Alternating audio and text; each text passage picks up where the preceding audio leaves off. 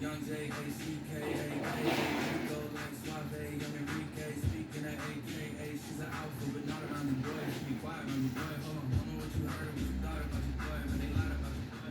Welcome, Episode 1, Capital City Crunch Time, unedited, all things New York football. Today, we're going to be discussing the Buffalo Bills, the state of the Buffalo Bills, where they're at. We're going to talk about the upcoming pending free agents. We're going to talk about the draft, the needs, some of the players they should be targeting, just the overall state of this franchise. And as you all know, the Bills have been one of the top teams in the AFC since Josh Allen arrived on one Buffalo drive. They're 61-31 under Josh, 5-5 in the playoffs.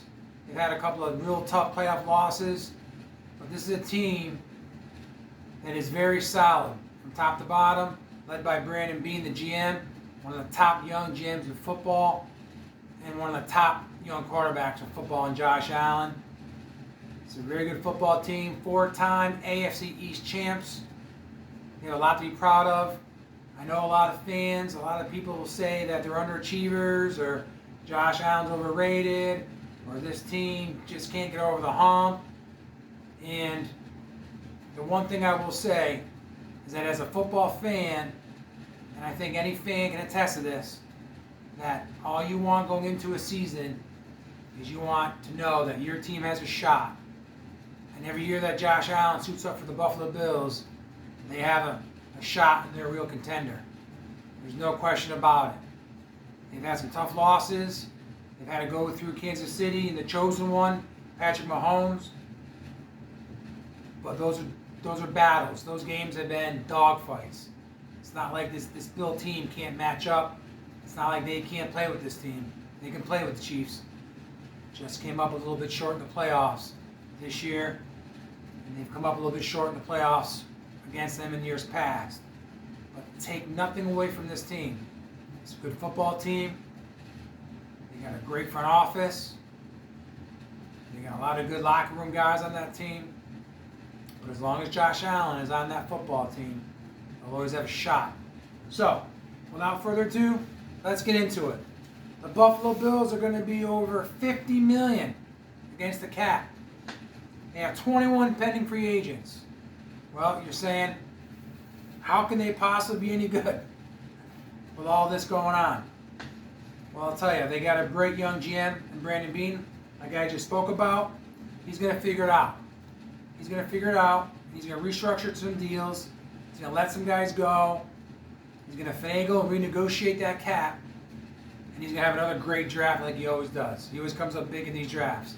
He's going to have another big one. And they're going to be just fine. They're not going to miss a beat. They're going to get back to work. And they're going to be the odds-on favorite to win that division once again. But when you look at some of these free agents, you're going to say, well, what are they going to do? Especially at defensive tackle, where everyone on that line is a free agent except for Ed Oliver. So that's going to be an area to address. They may be able to address it in free agency. Most likely, they're going to address that in the draft. They could use their first-round pick on a defensive tackle. Byron Murphy out of Texas comes to mind. Chris Jenkins out of Michigan comes to mind. They can maybe address it in the second round or in the third. But they're going to address it, and they may draft two. So it's a little bit concerning, but I'm not too worried about the interior of that defensive line. I think it'll work its way out. Looks like they're going to lose two good defensive ends led by A.J. Esperanza. He's going to leave for bigger money. He had a real good year, second year. He was a second-round pick out of Iowa, so he had a pretty good year. So he's going to be on the move. Shaq Lawson, former first-round pick, second time around with Buffalo. Serviceable, but he's most likely going to be gone. Their safeties, Micah Hyde, looks like his days in Buffalo are numbered, and they may be over. 34-year-old aging vet, great guy, very good player, great community guy, but his days are all done in Buffalo. Taylor Rapp is a guy I like to see Buffalo bring back. He had a really good year, provided really good depth, made some big plays in that Pittsburgh playoff game. I think he had an interception to seal it. I'd like to see them bring back Taylor Rapp. The back end, Dane Jackson, 7th round pick out of Pitt, and you got Cam Lewis. They're both serviceable. They're both probably going to be gone. The one player I'd like to see Buffalo bring back is Leonard Floyd, the edge rusher that they brought in on a 1-year deal from the Rams. He had a very good year. A lot of pressures. I think he had maybe 9-10 sacks. He had a really good year. So the biggest needs clearly on defense. Offensively, I think that unit comes back all intact. I think the only one that's going to be leaving that was any of real impact was Gabe Davis, 4th round pick a few years back, wide receiver. Big game Gabe. He's the one who had the 4 touchdowns against Kansas City in that overtime thriller a couple of years ago. But he's a guy that drops too many balls, and he's not worth the market value. I mean, they're thinking anywhere from 13 to 15 million per. He's just not worth that kind of money. So somebody will pay that, and unfortunately for the team that pays him that kind of money, they're going to be disappointed. He's not that kind of a player.